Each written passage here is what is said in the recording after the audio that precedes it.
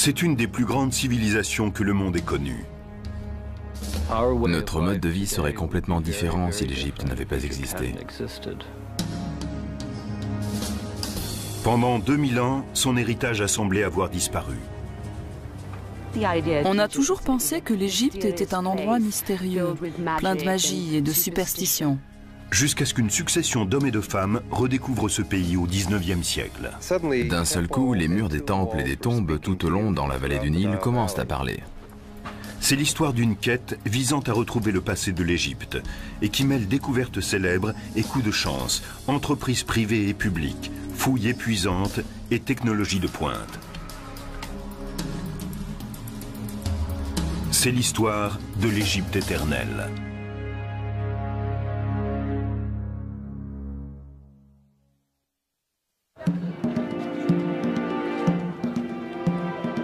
Le musée égyptien du Caire abrite quelques-uns des plus grands trésors de l'Antiquité. C'est un endroit fascinant à visiter. Ici, les autorités égyptiennes et des spécialistes de l'informatique ont uni leurs forces pour découvrir les secrets d'une civilisation. Dans le cadre d'un projet ambitieux appelé l'Éternelle Égypte, des milliers d'objets comme cette statue de scribe assis ont été numérisés et entrés dans une immense base de données accessible à tous via Internet.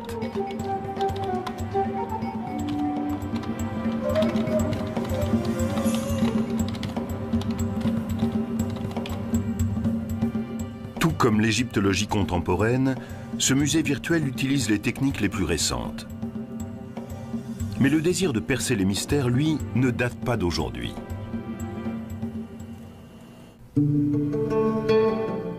On peut déjà le voir à l'œuvre en 1798 lorsqu'un petit groupe de savants et d'ingénieurs suivent Napoléon dans sa campagne d'Égypte.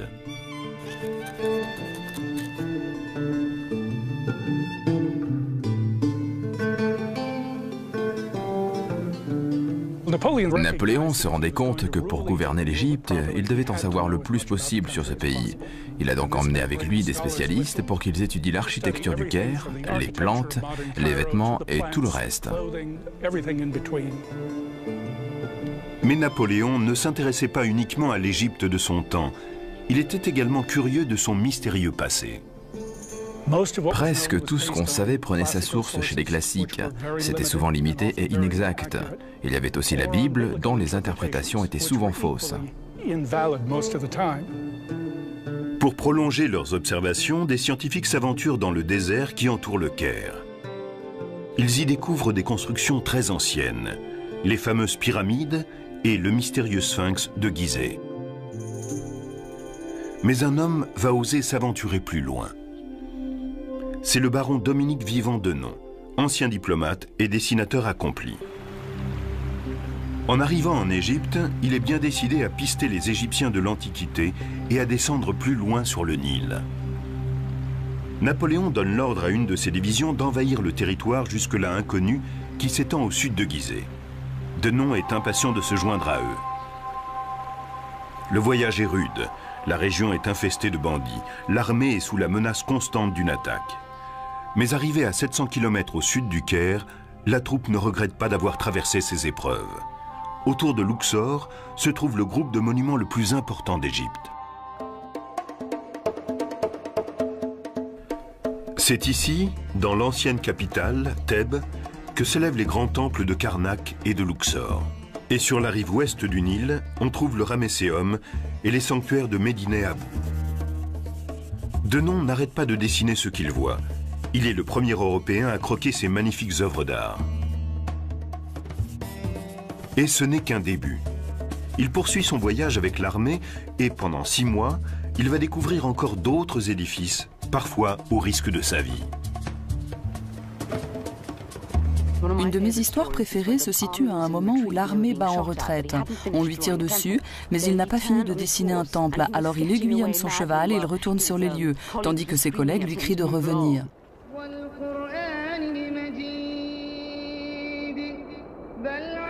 En juin 1799, Denon regagne le Caire, où une terrible surprise l'attend.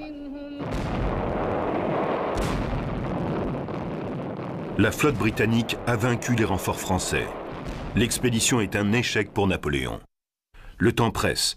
L'empereur donne l'ordre aux savants qui restent sur place de continuer l'œuvre de Denon. Au cours des 2 années suivantes, cartographes, architectes, ingénieurs fouillent le pays et établissent une description de l'Égypte détaillée, héritage de l'expédition qui restera longtemps d'actualité. Voici la première édition de la description de l'Égypte publiée par le gouvernement français à la suite de la campagne de Napoléon en Égypte en 1798. Philippe Croom est le directeur de la bibliothèque de livres anciens de l'Université américaine du Caire. C'est une étape importante pour l'étude de ce pays. Cela n'avait jamais été fait auparavant. Il voulait vraiment apprendre le maximum de choses, le tout dans une perspective scientifique.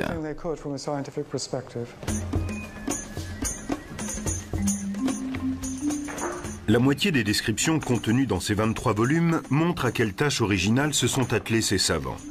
Établir un état des lieux du pays tel qu'il était il y a 2000 ans. L'autre moitié consiste en la première observation systématique de l'héritage antique de ce pays. On y trouve les croquis d'architecture détaillés de centaines de monuments. Thèbes et Luxor. Et conservés pendant des milliers d'années grâce au climat sec du pays, des rouleaux de papyrus, des animaux momifiés et les dépouilles de certains personnages. Nous avons ici la tête d'une momie découverte à Thèbes. Quand ce travail de titan est publié en Europe en 1809, il fait sensation. Son ampleur, la taille de l'entreprise indiquait que l'Égypte était plus riche en sites archéologiques que n'importe quelle autre région du monde. On tenait la preuve irréfutable que ce monde était beaucoup plus vieux et mystérieux qu'on le pensait jusque-là. On savait que derrière la grandeur de Rome, il y avait la grandeur de la Grèce. Et soudain, il apparaissait clairement que derrière la Grèce, il y avait l'Égypte. Mais l'ouvrage « Description de l'Égypte » a ses limites. Il y a 200 ans, l'archéologie en était à ses débuts. Personne n'était capable de lire les hiéroglyphes, cette écriture de l'Égypte ancienne. Les savants de Napoléon rassemblent des documents sur leurs étonnantes découvertes, mais ils ignorent tout des idées, des croyances et de l'histoire des gens qui ont créé ces merveilles. Heureusement, une stèle déterrée au fort de Rosette, sur la côte méditerranéenne de l'Égypte, va bientôt tout changer. Découverte par l'armée française en 1799, la pierre de Rosette porte des inscriptions en 3 langues différentes. Il y a des hiéroglyphes égyptiens, du démotique, une forme d'écriture utilisée au cours du second siècle avant Jésus-Christ, et du grec. Les 3 sections reproduisant le même texte, les spécialistes se rendent compte qu'ils tiennent peut-être là la clé du passé de l'Égypte ancienne. Mais ce n'est pas si simple. Il est clair dans la section grecque que les inscriptions font l'éloge du pharaon Ptolémée V. Mais malgré leurs efforts, les érudits n'arrivent pas à relier les différentes langues entre elles. On a dû d'abord dépasser l'idée que les hiéroglyphes égyptiens seraient des idéogrammes, chaque signe représentant une idée. Un des premiers Européens à percer une partie de l'énigme est un savant britannique du nom de Thomas Young. 16 ans après la découverte de la fameuse pierre, Young comprend que le nom de Ptolémée, lisible dans la partie grecque, correspond à un groupe de hiéroglyphes entourés d'un ovale, ce qu'on appelle un cartouche. Il lui paraît soudain évident que ces hiéroglyphes reproduisent phonétiquement le nom de Ptolémée. Mais ce n'est qu'une partie de la solution. La découverte capitale va se produire à Paris 7 ans plus tard, grâce à un linguiste français, Jean-François Champollion. Comme Young, Champollion pense que les hiéroglyphes sont un ancien alphabet, mais le 14 septembre 1822, il fait un pas décisif. Champollion a compris que les hiéroglyphes étaient utilisés de façon différente. En particulier, certains reproduisent un mot phonétiquement, et à la fin, on a souvent un idéogramme ou un déterminatif qui donne un aperçu du mot entier. Certains signes représentent un son, mais donnent aussi une idée de ce qu'ils désignent. Par exemple, des jambes vont donner l'idée de mouvement. Si elles vont vers l'arrière, cela veut dire qu'on marche à reculons. Champollion veut partager sa découverte avec son frère et se précipite dans sa librairie toute proche. Il lance son travail sur le bureau de son frère. Ça y est, j'ai trouvé. Et s'évanouit aussitôt. Quand il revient à lui 4 jours plus tard, il commence à élaborer un dictionnaire et une grammaire d'égyptien ancien. Après 2000 ans de silence, les Égyptiens de l'Antiquité parlent de nouveau avec leurs propres mots. Les images engendrent des sons, les mots véhiculent des idées et tout un monde s'ouvre à nous. C'est le résultat de cette découverte stupéfiante. Tout est en place pour permettre les grandes découvertes de l'égyptologie.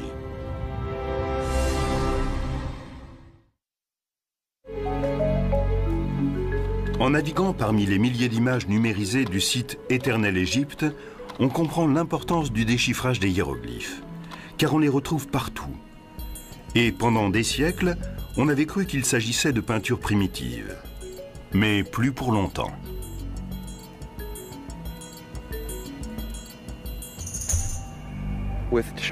Champollion parvient à déchiffrer les hiéroglyphes et d'un seul coup, les murs des temples et des tombes tout au long dans la vallée du Nil commencent à parler. Il fallait donc aller collecter toutes ces inscriptions. Parmi les hommes qui entreprennent ce voyage, on trouve un jeune savant anglais, John Gardner Wilkinson. Profitant de la paix relative qui suit le départ de l'armée française, Wilkinson visite les sites les plus fascinants de l'Égypte antique. Comme les érudits de Napoléon 20 ans plus tôt, il recopie à la main des milliers d'inscriptions. Mais alors que ceux-ci devaient se contenter de reproduire les hiéroglyphes, il peut les lire. On découvrait ce qui intéressait les Égyptiens, quelles étaient leurs préoccupations. On s'est aperçu tout à coup que leur vérité était très proche de la nôtre. Wilkinson fait part de ses découvertes dans un ouvrage qu'il publie à son retour. À l'aide de détails frappants, il tente pour la première fois de reconstruire la vie quotidienne des anciens Égyptiens, leur organisation sociale, leurs croyances religieuses et leur histoire politique. On compte 3 grands royaumes, l'Ancien, le Moyen et le Nouveau. Mais les épigraphes comme Wilkinson ne sont pas les seuls Européens à sillonner le pays.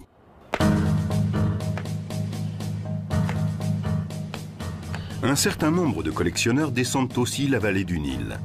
Ils s'essaient à l'archéologie, découvrent des sites inconnus et des trésors inestimables. Mais les fouilles qu'ils pratiquent sans discernement vont considérablement retarder les futures recherches. L'archéologie, c'est un peu comme un travail de détective. Sur une scène de crime, il faut d'abord enregistrer le moindre détail avant de bouger quoi que ce soit. Si vous entrez dans une pièce simplement pour en emporter des objets et des pans de mur, vous détruisez l'histoire que la pièce pourrait vous confier, que le contexte pourrait vous raconter. Un de ces aventuriers les plus étonnants est un ancien ingénieur hydraulique du nom de Giovanni Belzoni. Arrivé en Égypte en 1817, il remet très vite ses lettres de créance. Une des premières missions de Belzoni a été de transporter la tête colossale de Ramsès II, qui se trouvait à Thèbes. Elle faisait 3 mètres de long et pesait 7,5 tonnes.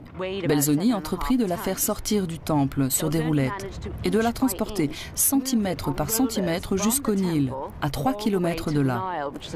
Aujourd'hui, cette tête est une des plus belles pièces du British Museum. Mais Belzoni n'était pas seulement un chasseur de trésors. Désireux d'en savoir plus sur les Égyptiens de l'Antiquité, il pénètre dans la seconde des grandes pyramides de Gizeh. Il est l'un des premiers à traverser les rapides à Assouan et à entrer dans le magnifique temple de Ramsès le Grand à Abou Simbel. Mais c'est à son retour à Luxor qu'il fait sa découverte la plus étonnante. Entre les collines de l'autre côté du fleuve, les pharaons égyptiens du Nouvel Empire ont bâti leurs tombes. Belzoni découvre que plusieurs d'entre elles ont déjà été pillées à des périodes plus anciennes. Mais il est convaincu qu'il en reste d'autres. Il place un peu partout dans la vallée des rois ses ouvriers égyptiens qui découvrent bientôt 5 tombes creusées dans la pierre.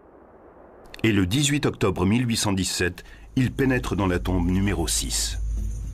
C'est peut-être le moment le plus intense de la vie de Belzoni quand il entre dans ses chambres funéraires. Kent Weeks est un égyptologue qui fait autorité dans le domaine des tombes antiques. Ce n'est pas uniquement une des plus grandes découvertes de Belzoni, c'est une des plus grandes découvertes qui ait jamais été faite dans la vallée des rois. Sans le savoir, Belzoni a découvert la tombe du père de Ramsès le Grand, le pharaon bâtisseur d'empire, Séti Ier. Seti était un dirigeant très puissant. Son importance ne se mesure pas uniquement à la taille de sa tombe, mais à certains changements subtils dans les textes religieux. Ici, par exemple, nous trouvons des images d'étrangers comme s'il voulait dire « L'Égypte sous mon règne est devenue un grand empire qui couvre le monde.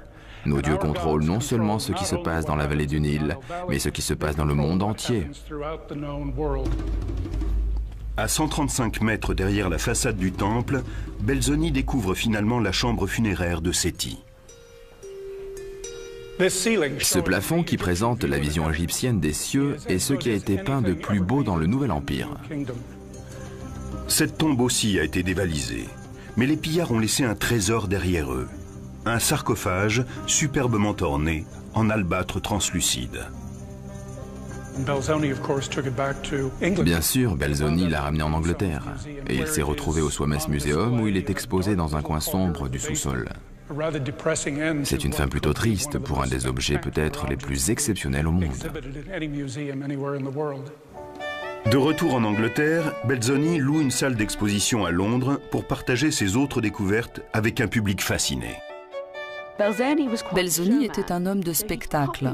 Il a copié certaines parties de la tombe de Seti et les a assemblées, si bien que les visiteurs avaient l'impression de traverser la chambre funéraire du pharaon et de découvrir l'art égyptien de façon très intime. Cette exposition, le retentissement de l'ouvrage « Description de l'Égypte » et les conclusions des premiers épigraphes transforme la curiosité envers les anciens Égyptiens en véritable égyptomanie. C'est devenu une passion. Tout le monde se devait d'avoir chez soi des objets égyptiens.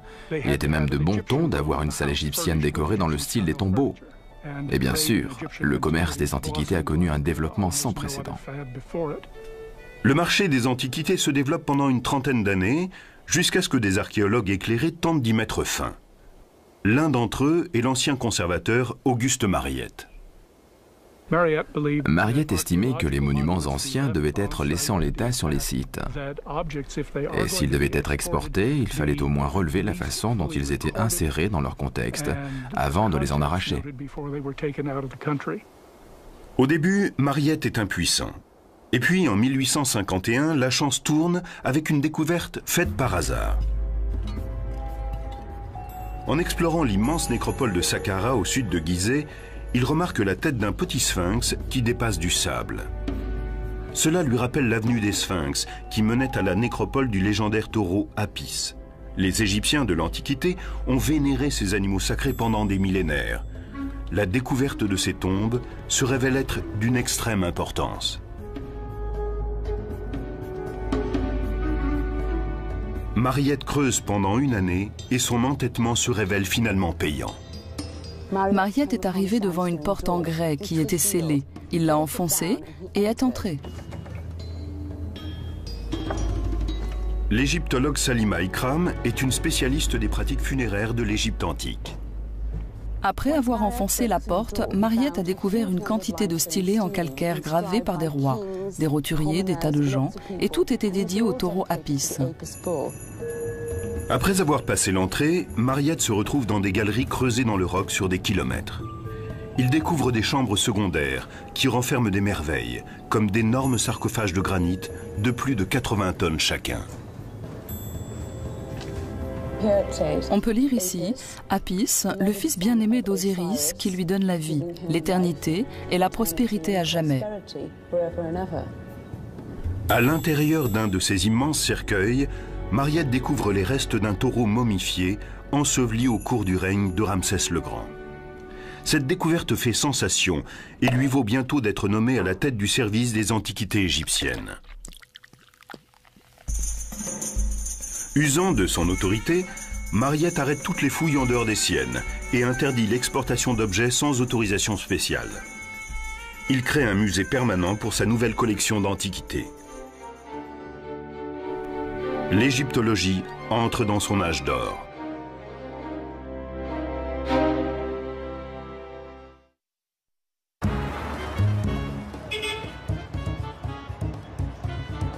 Situé au cœur même du Caire, le musée égyptien attire aujourd'hui plus de 6 millions de visiteurs par an. Un guide numérique permet aux visiteurs de consulter l'immense base de données sur l'Égypte éternelle, tout en admirant de nombreux objets d'une grande beauté. Cette façon de les regarder non comme des œuvres d'art, mais comme le témoignage d'une civilisation antique, a débuté à la fin du XIXe siècle grâce à la grande romancière anglaise Amelia Edwards.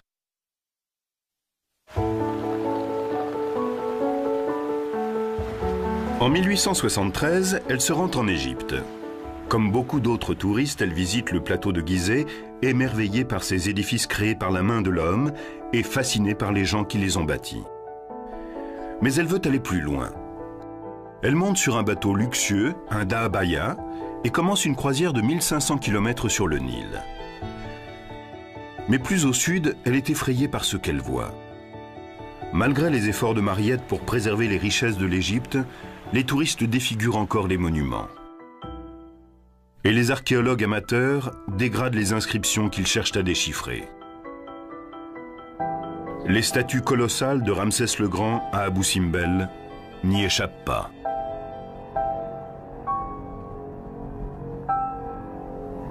Quelqu'un a fait un moulage en plâtre du visage de Ramsès et a laissé des traces blanches de plâtre derrière lui. Ce n'était bien sûr pas très heureux esthétiquement. Alors, Amelia Edwards a donné l'ordre à des gens de faire des tonnes de café dont elle a aspergé la statue. Ainsi, le plâtre a-t-il été teint de la même couleur que la pierre. Mais cela ne sera pas sa seule action.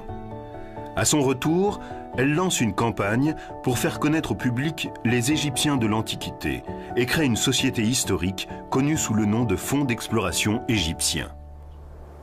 Ces fonds encourageaient l'archéologie propre. On ne pouvait faire des fouilles sur un site et se contenter de mettre des objets dans une caisse à destination d'un musée. Vous deviez étudier le contexte dans lequel ils se trouvaient pour les analyser ensuite en fonction de leur cadre historico-culturel. On trouve parmi les premiers protégés de cette fondation un jeune topographe britannique du nom de Flinders Petrie. En 1881, Petrie arrive en Égypte pour étudier la grande pyramide de Gizeh, dont certains disent qu'elle est trop parfaite pour avoir été construite par des humains. Il constate bientôt que la pyramide, toute admirable qu'elle soit, possède toutes les imperfections qu'on retrouve dans les anciennes constructions.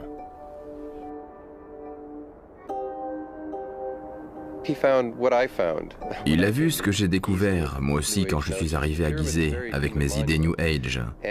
La pyramide est un édifice créé par les hommes. Il n'a pas pu trouver d'empreintes digitales divines, mais humaines, ainsi que les traces de leurs outils et de leurs déjections. Dans son rapport, Petrie conclut que la Grande Pyramide était, comme le suggèrent les sources classiques, une tombe royale construite pour le pharaon de l'Ancien Empire, Khéops, il y a 4500 ans.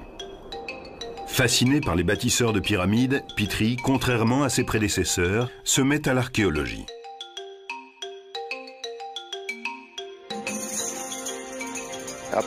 Jusque-là, les égyptologues s'étaient concentrés sur les inscriptions qu'ils trouvaient sur les temples et les pyramides.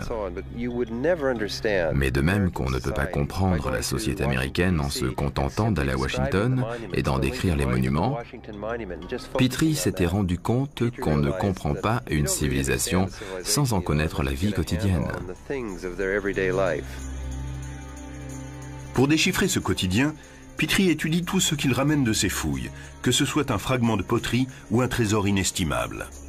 Le plus important dans le travail de Petrie, c'est qu'il insiste en permanence sur le contexte archéologique.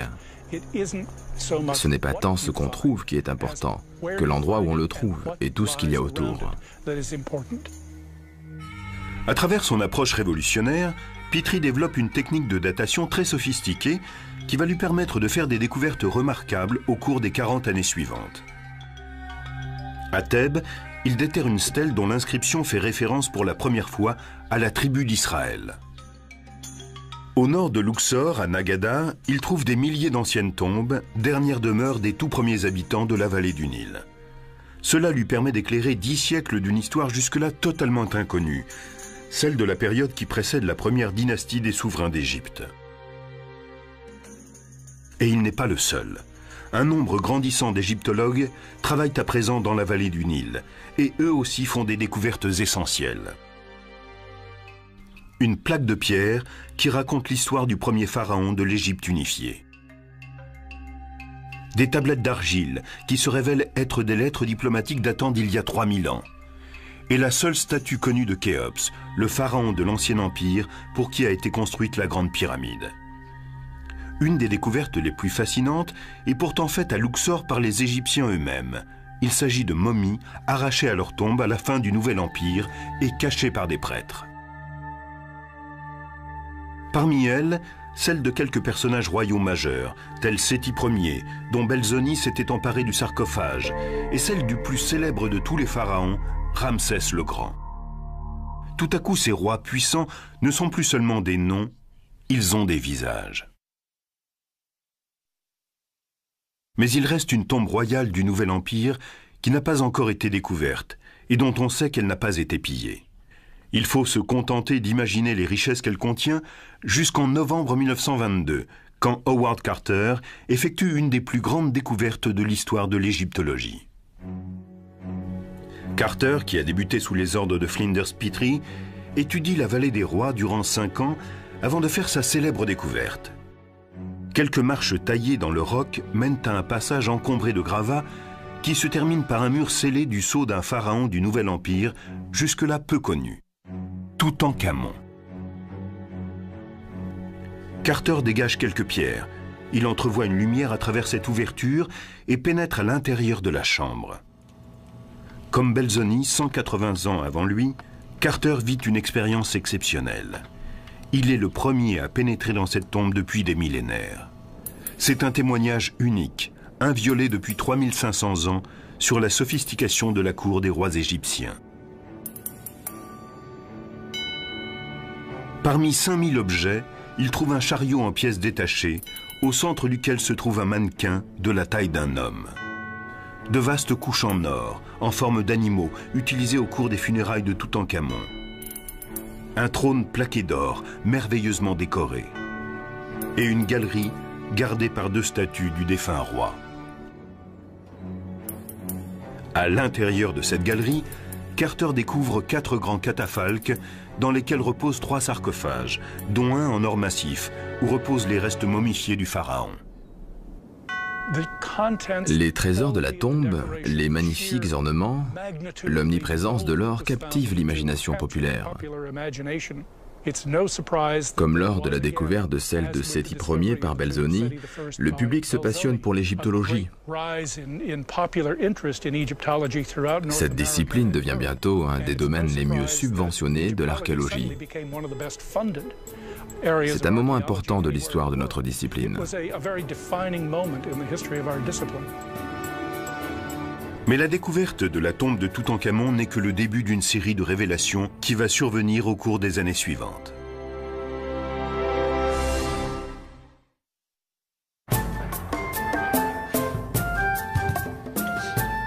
La découverte de la tombe de Toutankhamon inaugure une ère sans précédent dans l'activité archéologique de la vallée du Nil. Un événement important a bientôt lieu en 1939 près de la ville de Tanis, située dans le delta du Nil. Un archéologue français, Pierre Montet, découvre non pas une, mais 6 tombes royales intactes. Elles contiennent les trésors fabuleux de plusieurs pharaons de l'ancienne Égypte. Mais cette découverte est éclipsée par les conflits qui déchirent le monde. Quand éclate la Seconde Guerre mondiale, de nombreux égyptologues quittent le pays.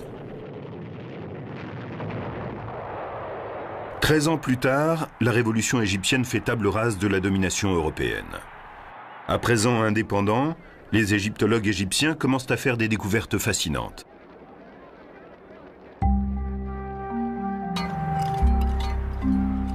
L'une des plus étonnantes a lieu à l'ombre de la Grande Pyramide de Gizeh, quand un inspecteur des antiquités égyptiennes, Kamal el-Malak, retrouve cette barque en bois vieille de 4500 ans qui appartenait au pharaon Khéops.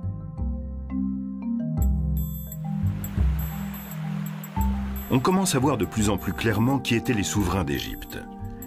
Mais les spécialistes continuent à se pencher sur la vie quotidienne du peuple. Ils disposent maintenant de techniques très sophistiquées. Et bientôt va naître le remarquable programme intitulé « Projet de sauvetage nubien ». À la fin des années 50, la démographie est en pleine expansion. le gouvernement égyptien décide de libérer les terres en construisant un barrage sur le Nil à Aswan.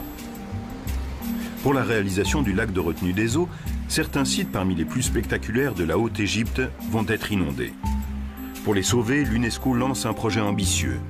Parmi les 23 monuments rescapés se trouve le temple de l'île de Philae et celui de Ramsès le Grand à Abou Simbel. Les ingénieurs les démontent méticuleusement, puis les réassemblent à 300 mètres de leur emplacement originel. Mais l'appel de l'UNESCO aux archéologues entraîne des conséquences inattendues. Beaucoup d'archéologues ont répondu à cet appel, mais ils venaient souvent d'autres départements, comme l'archéologie préhistorique par exemple. Ils ont apporté sur les sites égyptiens la méticulosité de leur discipline inconnue jusque-là en Égypte. Quand on fouille aujourd'hui, ce n'est pas seulement pour trouver des bols en or ou des momies. Nous nettoyons la saleté et récupérons des restes d'anciennes plantes qui ont été carbonisées mais non broyées. Nous sauvons la moindre parcelle de poterie. Ce type de démarche archéologique est dans la ligne de l'intérêt que portait Petrie à la culture de la vie quotidienne et va plus loin qu'il ne l'imaginait. Sur le plateau de Gizeh, l'égyptologue Mark Lehner utilise beaucoup de ces techniques pour comprendre non seulement les pyramides, mais ses constructeurs. Comment ont-ils organisé l'espace sur lequel ils ont construit ces édifices monumentaux? Et tout le bois, les gens, l'énergie, le pain et les poteries qui ont été nécessaires? Je me suis demandé combien de gens avaient participé à la construction. Les égyptologues parlent de 20 à 30 000 personnes. Cela faisait une immense ville, 3000 ans avant Jésus-Christ. Où était-elle située?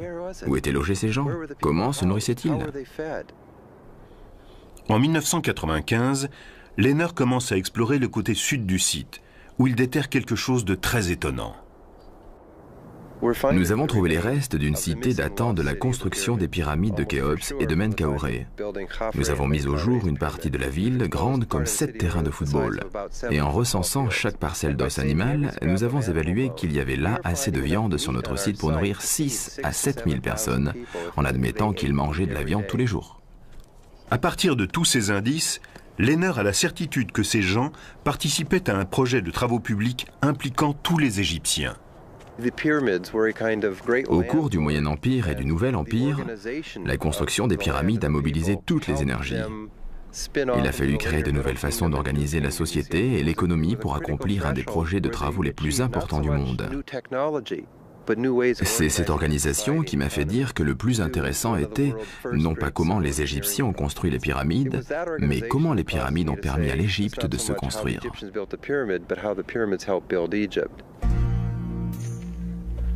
Pendant ce temps, le directeur du service des antiquités, l'Égyptien Zahi Hawass, effectue des fouilles dans un site tout proche. Depuis des années, il soupçonne la présence d'une nécropole de l'Ancien Empire. Les premières fouilles ne mènent à rien. Puis, en 1990, un terrible accident va tout changer. Une Américaine galopait par là quand son cheval a posé la patte dans un trou au-dessus de la première tombe. On m'en a informé, et quand je suis venu, j'ai dit « Ça y est, on tenait les tombes des constructeurs des pyramides ». Après 15 années de fouilles, Zahi Hawass déterre plus de 600 squelettes et pose un visage humain sur ces ouvriers de l'Antiquité. L'étude des squelettes nous a permis d'établir que la taille moyenne d'un Égyptien de l'Antiquité était de 1,60 m à 1,85 m. Les hommes comme les femmes avaient le dos déformé car ils portaient de lourdes charges. Ils mouraient jeunes, vers 30-35 ans. La nécropole contredit l'idée selon laquelle seuls les pharaons étaient enterrés dans des pyramides. Cette tombe nous a fourni de nombreux renseignements. Nous savons que dans l'Ancien Empire, la forme pyramidale était liée au roi et à la reine. Mais nous avons découvert qu'ici, la pyramide était destinée à tous. Voici l'une d'entre elles. Les gens étaient ensevelis sous la pyramide, comme dans une pyramide royale. Si on compare avec la pyramide de Khéops, on voit que celle du roi est en grès et celle des ouvriers en briques de terre. Le plateau de Gizeh n'est pas seul à nous livrer ses secrets. Dans le delta du Nil, à Tel el-Daba, l'archéologue australien Manfred Bitak découvre des fragments d'immenses peintures murales identiques à celles des Minoens de Crète, ce qui tendrait à montrer que les cultures de l'Antiquité avaient plus de contacts qu'on ne le croyait jusqu'alors. Sur la côte méditerranéenne égyptienne, une équipe d'archéologues sous-marins français a exploré l'ancienne cité d'Alexandrie et dégagé 26 sphinx de ce qui pourrait être les restes du fameux phare d'Alexandrie. Mais même la vallée des rois offre aujourd'hui encore des surprises. À la fin des années 80, Kent Weeks travaille à l'établissement d'une carte archéologique détaillée de la vallée quand il se dit qu'il doit manquer une tombe. Nous avons redécouvert la KV5 en 1989. L'escalier que j'ai descendu était obstrué par 4 mètres de gravats. À l'intérieur de la galerie, Weeks trouve une inscription mystérieuse. Il s'agissait en fait du nom et des titres du fils aîné de Ramsès II, un jeune homme du nom de Hirkopchef. Et sur les murs, encore des noms et des titres. Ici, celui d'un autre fils de Ramsès, appelé lui aussi Ramsès, et que nous avons renommé Ramsès Junior. On savait que Ramsès le Grand avait eu plus de 9 fils, et il semble que ce soit leur tombe. À l'intérieur, Weeks trouve une grande salle soutenue par des piliers et donnant sur une galerie. Nous avons déblayé une partie de la grande salle et nous nous sommes retrouvés dans une galerie qui s'enfonçait dans la montagne sur plusieurs dizaines de mètres. Nous étions dans la plus grande tombe de la vallée des rois. La redécouverte de la KV5 fait la une des journaux du monde entier. Il semble que ce soit la dernière grande découverte en Haute-Égypte pour quelque temps. Aujourd'hui, les préoccupations vont vers une nouvelle menace.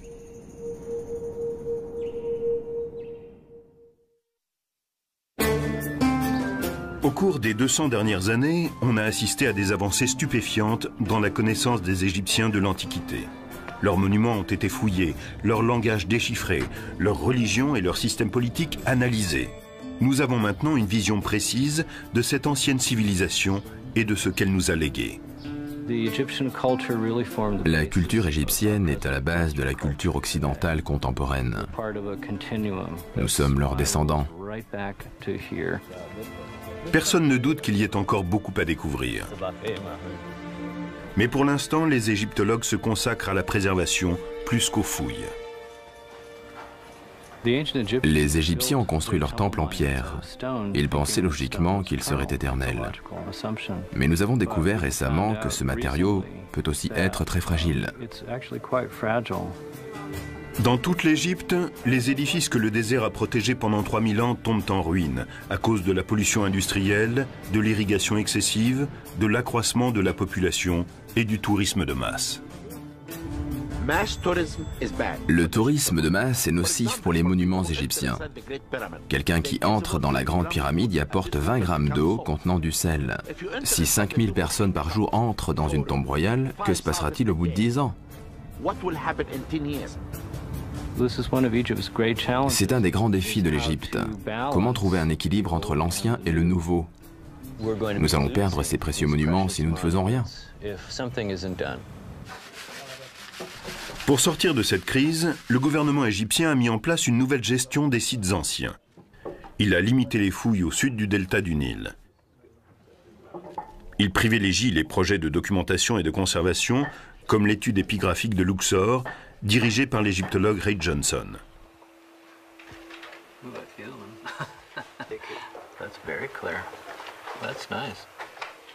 Ici, à Médine Abou, dans un petit temple dédié au culte d'Amon, Johnson et son équipe recopient méticuleusement toutes les inscriptions de ce tombeau vieux de 3000 ans.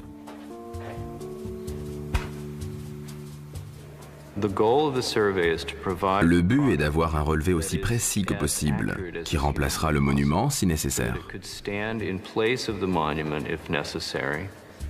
Sur les traces de John Gardner Wilkinson, mais avec des outils beaucoup plus sophistiqués, une équipe de photographes prend des images grand format qui vont servir de base à des peintures très détaillées.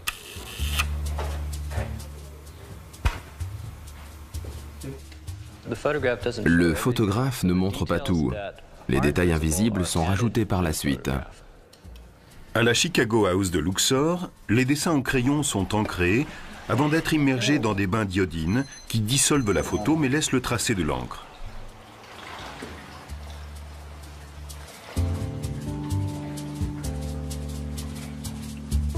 there any traces of the saw above it? I haven't found any. De retour au temple, des épigraphes vérifient rigoureusement ces épreuves. Et quand Johnson est totalement certain de leur exactitude, elles sont envoyées à Chicago pour être publiées. Il faut 30 ans pour copier l'ensemble d'un temple, mais le résultat est remarquable. Ils ont préservé les informations gravées dans les murs pour l'éternité. C'est conservé pour la nuit des temps. C'est aussi le besoin urgent de tout recenser qui anime le Centre de documentation de l'héritage culturel et naturel, ou CULTNAT, créé par le gouvernement égyptien. Nous essayons de préserver notre histoire grâce à la technologie et de rassembler un maximum de documents pour l'avenir. En 2001, le CULTNAT, en partenariat avec IBM, a créé le projet Éternel Égypte. En 3 ans, les membres de l'équipe ont numérisé des milliers d'objets venus de tous les musées d'Égypte. Et ils ont établi des connexions entre eux. Il n'y a pas d'éléments sans intérêt dans la culture égyptienne. Ils sont reliés les uns aux autres. Ils forment une même histoire qui s'étend sur 5000 ans. D'anciens objets, comme le scribassi, ont été virtuellement restaurés et recréés, tels qu'ils étaient sans doute à leur création. On ne se rend pas compte que l'Égypte ancienne était un des endroits où on utilisait les couleurs les plus vives. Une grande part de notre travail de restauration et de reconstruction en 3 dimensions a consisté à redonner aux objets leur couleur. On va plus loin encore. Dans leur description de l'Égypte, les savants de Napoléon ont tenté d'imaginer comment les monuments d'Égypte apparaissaient à leur époque. Des images infographiques de pointe peuvent aujourd'hui nous le montrer. La caméra tourne autour de la seconde cour d'Amenhotep, puis elle parcourt de long en large la colonnade. La technologie va de plus en plus vite et permet aujourd'hui de placer un visiteur en immersion. Avec la technologie en 3 dimensions, les responsables médias du projet ont créé des maquettes interactives de plusieurs sites de l'Égypte. Elles ne les montrent pas seulement comme ils sont aujourd'hui, mais aussi comme ils étaient sans doute lors de leur achèvement. Ici, une image sans précédent du temple de Luxor, il y a 3500 ans, et du plateau de Gizeh, 1000 ans plus tôt.